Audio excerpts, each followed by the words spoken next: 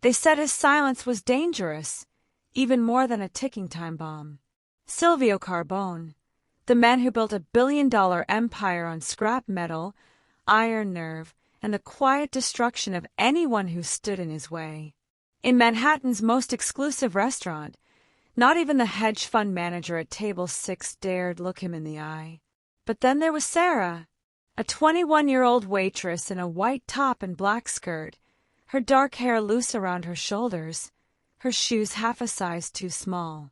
She wasn't supposed to speak. She wasn't even supposed to exist in the same room as a man like that. But when she saw the hunger hidden behind the old man's fury, a hunger that had nothing to do with food, she broke the one rule that couldn't be broken. She leaned in close, and she whispered one single Italian word. One word that didn't just stop the dinner. It stopped the world. And what happened next? It brought a dynasty 60 years in the making to its knees.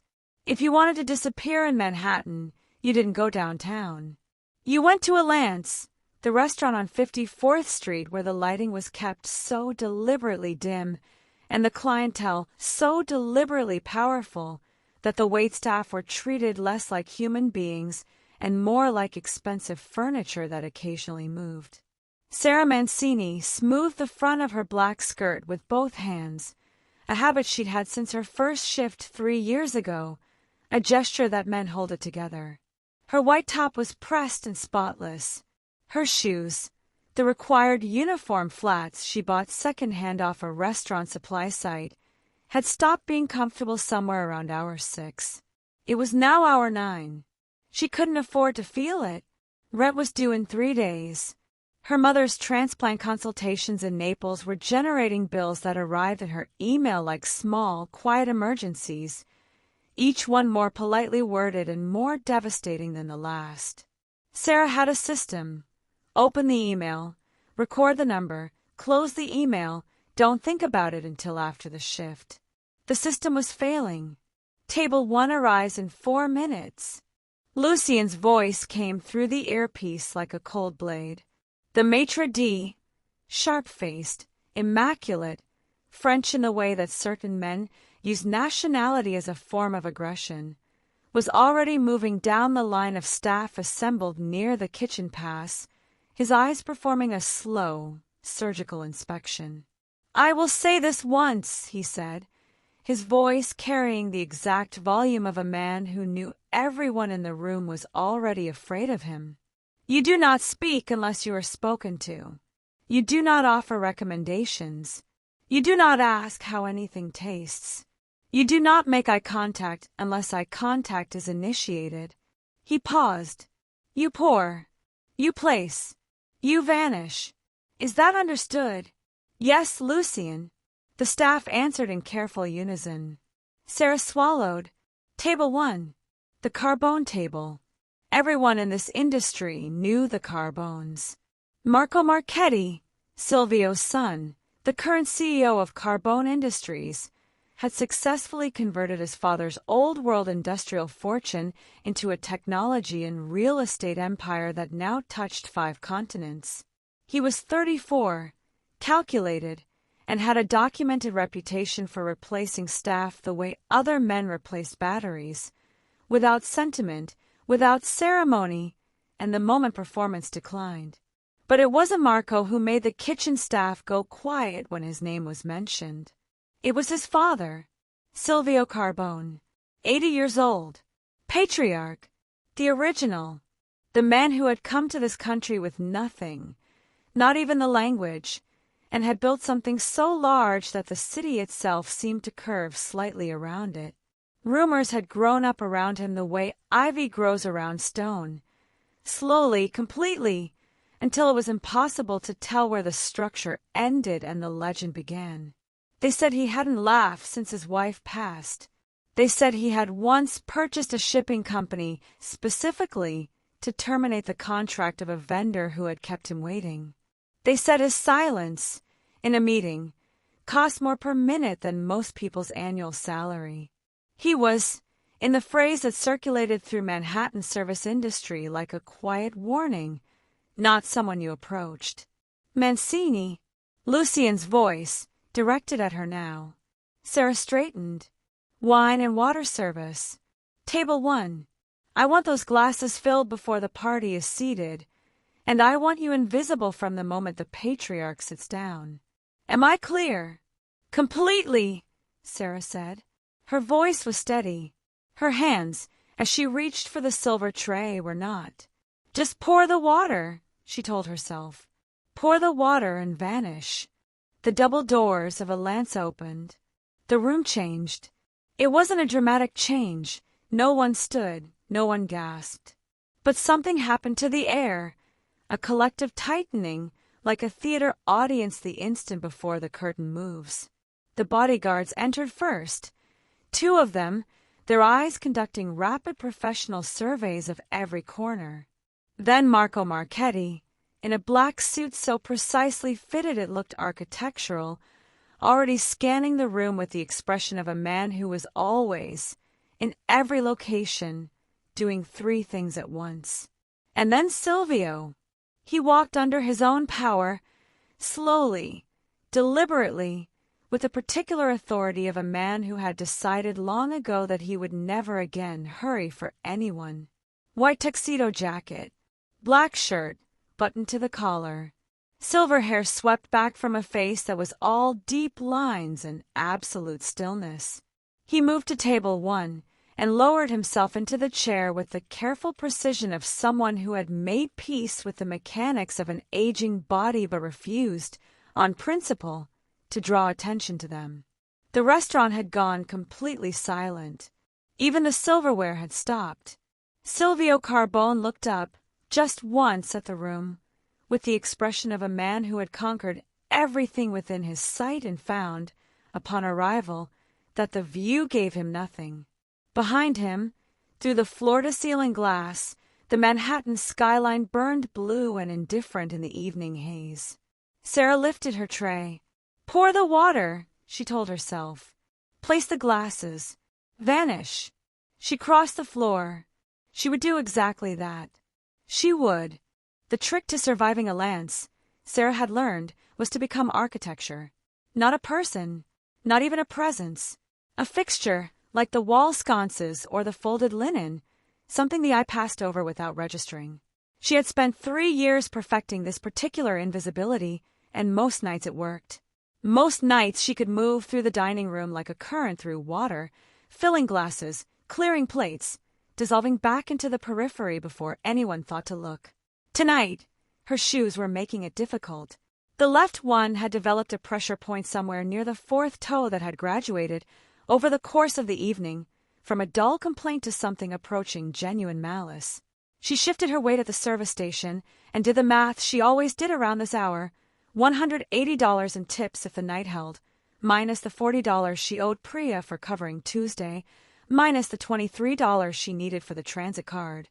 The transplant consultation invoice sat in her inbox with a subject line she hadn't opened yet. She would open it after the shift. She always opened them after the shift. Listen carefully. Lucien's voice pulled the room to attention like a hand closing around a throat. He moved along the line of staff with his hands clasped behind his back, each word arriving with the precise weight of a man who considered carelessness a moral failing. The Carbone reservation is confirmed for 8 o'clock. Table 1. He paused, letting the name do its work. It did. Sarah watched 3 of her colleagues exchange the specific glance that meant not tonight, not that table, not him, and felt the familiar cold settle into the room like a change in weather. She had never served Silvio Carbone before. Everyone who had seemed reluctant to describe it in detail, in the way people are reluctant to describe certain accidents they've witnessed. What she had gathered, assembled from fragments and lowered voices over 3 years. He refused food. He refused pleasantries. He sat at table 1 like a judgment rendered, and he watched, and he waited, and nobody in the building could tell you what, exactly, he was waiting for. You pour, Lucien said. You place. You vanish. Sarah straightened her white top, smoothed her skirt, and told herself what she always told herself. Just get through the night. They arrived the way powerful men always arrive, by changing the atmosphere of the room before they'd fully entered it. Marco Marchetti came through the doors already talking, one hand pressed to his ear, his black suit catching the low light like something expensive and predatory. He was handsome in the manner of men who had always been told so and had stopped finding it interesting. His eyes swept table one the way an executive reviews a spreadsheet, efficiently, without warmth, already moving to the next item. Then Silvio. The white tuxedo jacket, the black shirt, silver hair pulled back from a face that seemed to have been carved, over 80 years, into something beyond expression. Not peaceful, not cruel, but settled. Finished. A face that had already decided everything it intended to decide and was simply waiting for the world to catch up. He sat. He looked at the table. Then he looked at the window, at the skyline burning blue beyond the glass, 40 floors of Manhattan light, and something moved behind his eyes that Sarah, watching from the service station, couldn't name. Not contempt. Not boredom. Something older than both. The first course arrived. He didn't touch it. The second. The same. Lucien intercepted Sarah with a single look when she moved to approach. A look that said don't. And she stepped back into the shadows and watched the old man sit perfectly still before plate after plate of food he refused, in a restaurant full of people afraid to ask why. It was his hands that stopped her. She was reaching across to reposition the bread basket, a mechanical action, the kind her body performed now without instruction, when she saw them resting on the tablecloth. Silvio's hands. The cuffs of the white tuxedo had shifted slightly, and there they were, broad, thick-knuckled, the kind of hands that carried the permanent record of physical labor the way certain men carry scars. Not the hands of a billionaire. The hands of someone who had once lifted things, built things, worked until the joints swelled and stayed that way. Her grandfather had hands like that. Nono Aldo, in his last year, had stopped eating. Not dramatically, no refusal, no announcement. He had simply begun to drift away from the table, losing interest in food the way he lost interest in the television, in conversation, in the names of people he had loved for decades. The doctors called it appetite suppression. Sarah had understood it differently. He wasn't refusing food. He was refusing food that didn't mean anything. He was starving, quietly and completely, for something no clinical meal could provide. She looked at Silvio's untouched plate, at the architectural precision of the cuisine arranged upon it, at the old man's face, which had not changed expression in 2 hours. She knew that face. She picked up the bread basket. Lucien was across the room. Marco was on his phone. Every rule she had spent 3 years, carefully obeying, lined up in her mind like a wall. She leaned down. Scarpetta, she whispered. The word was barely sound. A breath with a shape.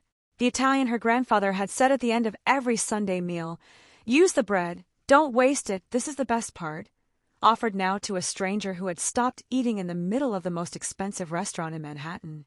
Silvio Carbone went completely still, and the room, without knowing why, held its breath. What happened next would take Sarah the rest of her life to fully explain. Silvio looked at her for a long moment, really looked, the way people rarely do in expensive rooms, and then he reached for the bread. He wiped the plate clean. He ate. Not performatively, not politely. He ate the way her grandfather used to eat on Sunday afternoons, with his whole attention, as if the food deserved the courtesy of being taken seriously. And then, quietly, with the particular dignity of a man unaccustomed to being surprised, he almost smiled. Marco saw it from the doorway. His expression didn't shift, but something behind it did, something that looked very much like the specific fury of a man watching a situation escape his control. Lucien found Sarah in the back corridor 4 minutes later. He didn't raise his voice. That was the thing about Lucien. His anger was always quieter than his authority, which made it worse. Her apron was collected, her access card deactivated, her name removed from the schedule before she reached the coat room. She pushed through the service exit into November and stood on the wet pavement while the city moved around her, indifferent and enormous. Her hands were shaking. In her left fist, pressed so hard the paper had creased into her palm, was a torn notebook page Silvio had pressed into her hand as she turned to leave. No explanation. Just a phone number, a name, and 7 words written in a hand that had once built things. Call me when you're ready to talk. She called on the 3rd day, when the eviction notice arrived and the transplant coordinator left a voicemail she couldn't afford to return. The estate sat at the edge of Long Island Sound, gray and enormous in the November light, The kind of house that had stopped being a home so long ago it had forgotten the difference. A housekeeper led her through corridors that smelled of furniture polish and old paper to a library where a woman was waiting. Odette Crane was perhaps 70, dressed with the quiet precision of someone who had long ago decided that elegance was a form of discipline. She had the eyes of a person who had watched Silvio Carbone for 40 years and understood him better than he understood himself, and had made her peace with never saying so aloud. She laid out the terms without preamble. Companion, not servant. $150,000 annually. Her mother's medical consultations covered in full immediately. Sarah was still processing the number when the door opened. Marco entered without knocking. Black suit, cold expression, a manila envelope under his arm that he'd clearly been carrying since before she'd arrived. He sat across from her, slid a check across the mahogany desk with 2 fingers, and waited with the patience of a man who believed everything had a price and found the negotiation tedious. $50,000. Her name on it already. Sarah looked at it for exactly 3 seconds. Then she tore it in half, set both pieces on the desk with the particular care of someone making a permanent statement, and turned back to Odette. When do I start? Marco's campaign against her was quiet, consistent, and almost elegant in its patience. The room assigned to her faced north and received no sunlight. The kitchen staff received instructions, from whom, no one would say, that made cooperation difficult and ingredients scarce. Twice in the first week, the family physician appeared unannounced to conduct assessments of Silvio's cognition that Sarah was asked to leave the room for, the results of which were communicated to Marco and not to her. She said nothing. She cooked, Tuesday morning, pasta e fagioli, made the way her grandmother had made it, which was to say imprecisely and with great conviction, the beans slightly broken, the broth darker than any recipe specified, rosemary from the kitchen garden that she'd found untended behind the east wing and taken it upon herself to rescue. She left a bowl outside Silvio's door without knocking. It was empty by noon. Thursday, a rainy one. Rosemary chicken, the skin burned at the edges the way it always burns when you cook over real heat. The smell moved through the estate like something that had been locked out for years and had finally found an open window. By the 3rd week, Silvio's door was open when she passed. By the 4th, he was in the kitchen when she arrived, sitting at the counter in his robe, hands wrapped around a coffee cup, watching her move through the space with an expression she was only beginning to learn, the one that meant he was, quietly and against considerable odds, coming back to life. One morning she said something that made him laugh. It was a small laugh, brief and slightly rusty, like something finding its mechanism after long disuse. But it filled the kitchen completely. That afternoon, he stood at the window and watched the sound for a long time without saying anything. Sarah washed the dishes and didn't disturb him, understanding instinctively that this, the standing, the watching, the choosing to be present in his own life, was the whole point. She was washing the last pan of the evening when Marco appeared in the kitchen doorway. He didn't turn the overhead light on. Just stood in the peripheral glow from the range hood, his black suit jacket gone, sleeves rolled precisely to the elbow, the controlled informality of a man who wanted to appear relaxed and had calculated exactly how to do it. He told her the power of attorney had been filed, that 2 physicians had submitted documented assessments of his father's cognitive decline, that her position, which had never been legally formalized in any way that would survive a challenge, was effectively over. He spoke quietly, with the methodical patience of someone who had prepared the argument weeks in advance and was now simply delivering it. When she turned to leave, he grabbed her wrist. Not violently, precisely, the grip of a man communicating that the conversation was not finished on his terms. Then from the corridor a sound. Footsteps. Unhurried. Deliberate. Silvio appeared in the doorway in his robe, silver hair loose, and whatever softness the past 4 weeks had restored to his face was entirely absent. He looked exactly as he must have looked at 40, at 30, in the years before wealth had complicated him. Elemental. Certain. The kind of man who had once decided things and had them stay decided. Marco! Just the name. Nothing else needed. Marco released her wrist. The calculation in his eyes flickered, reset, went somewhere private. Silvio's gaze moved to Sarah then, and something in it shifted, a door opening inward, slowly, onto something he had kept locked for a very long time. "What was your grandfather's name?" he asked.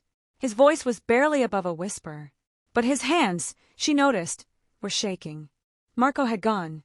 The estate had settled into the particular silence of very large houses in the small hours, the kind of silence that has weight and texture, that presses gently against the ears.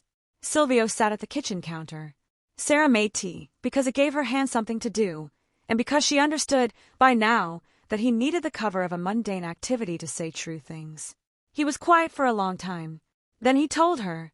55 years ago, he said. He was 25 years old and had been in this country for 3 years and owned nothing. Not language, not money, not prospects, not a single thing that the city recognized as having value. He had found work where he could, lived where he could afford to, and spent his evenings studying the classified listings for businesses for sale, circling numbers he had no means of reaching. There was a scrapyard on the Jersey waterfront. $500 to acquire the lease. He was $500 short, which was to say he was entirely short, which was to say the dream was theoretical and becoming more so every month. A carpenter on his block found out. Aldo De Luca.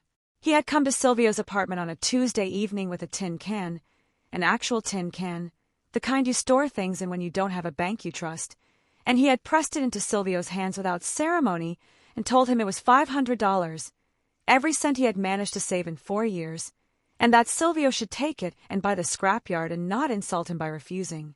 Silvio had refused anyway. Aldo had set the can on the table and left without it. The scrapyard became a salvage operation. The salvage operation became a construction materials company. The construction materials company became, over 30 years of decisions that Silvio made correctly more often than any reasonable probability suggested he should, a billion-dollar enterprise with its name on buildings in 6 cities. He went back for Aldo 2 years later, with money and intention, and the specific urgency of a debt that had been pressing against his sternum since the day he'd accepted it. Aldo was gone, moved, no forwarding address that anyone could produce, swallowed completely by the ordinary machinery of a city that relocated people without record or ceremony. Silvio stopped speaking. The kitchen was very quiet. Sarah set down the wooden spoon. She was aware that her face was doing something she couldn't control, and that it didn't matter. "Aldo De Luca," she said. "No, Aldo." Silvio looked at her. For the first time since she had known him, the old man's eyes filled. "He was your grandfather," he said. Not a question. "He was my grandfather," she confirmed. Neither of them spoke for a long time after that. The tea went cold. Outside, the sound moved against the shore in the dark, patient and indifferent, the way water always is, as though it has seen every human reckoning and found them all, finally, insufficient to its scale. But this one, Sarah thought, this one had been 55 years in arriving. Silvio wore the old suit, not the white tuxedo that belonged to the man the world had built. This was the wool jacket from 1973, dark and slightly worn at the cuffs, the one that still smelled faintly of the life he'd lived before the money arrived and changed the grammar of everything. He had pressed it himself, Odette told her quietly. That morning, before dawn. Whitmore was already seated when they arrived, his tie freshly straightened, his expression performing a confidence his eyes didn't entirely support. 2 other board members arranged themselves with the careful neutrality of people who had read the room and chosen, wisely, not to choose a side. Marco was directed, by Odette, to the chair beside the junior secretary's station. He sat. He said nothing. But something in his jaw shifted in a way that Sarah recognized as the specific adjustment of a man absorbing a defeat he'd failed to anticipate. Odette opened the leather portfolio without theater or preamble. The De Luca Carbone Trust. 51% of all voting shares. Co-trustees, Odette Crane and Sarah Mancini, granddaughter of Aldo De Luca, the carpenter of Jersey City, the man who had started all of this with a tin can and an act of faith that the world had spent 55 years failing to honor. Marco retained the title. He retained the office, the salary, the LinkedIn designation that meant so much to him. He retained everything except the thing that had always mattered, the votes, the direction, the soul of the company his father had built on another man's generosity. Sarah's phone buzzed once during the reading. A number she didn't recognize, then a text from Odette's assistant. Helicopter airborne. Your mother lands in Naples at 1440 local. Surgical team confirmed. She read it twice. Then she folded her hands on the table and looked straight ahead and did not cry, because there would be time for that later, and because Nono Aldo had not cried when he handed over everything he had to a young man he barely knew. He had simply decided that some debts were worth creating. When the reading concluded, Silvio reached under the table. He produced a Tupperware container, the cheap kind, slightly stained from long use, and a chunk of peasant bread wrapped in a cloth. He set them on the obsidian table with the same deliberateness with which, 50 years ago, a different man had set a tin can on a different table and walked away without looking back. He slid them down the table to Marco. The boardroom was completely silent. Marco looked at his father, at the bread, at the container of tomato sauce that smelled, faintly but unmistakably, of garlic and the particular Sunday afternoon warmth of a kitchen that had once meant something to him. A long moment passed. Then Marco Marchetti, CEO, reached for the bread. He wiped the container clean. He ate, and in the taste of it, simple, imprecise, made with real hands and no performance whatsoever, something crossed his face that the boardroom had never seen before. Not defeat, not humility, exactly. Recognition. The empire, at last, remembered where it came from.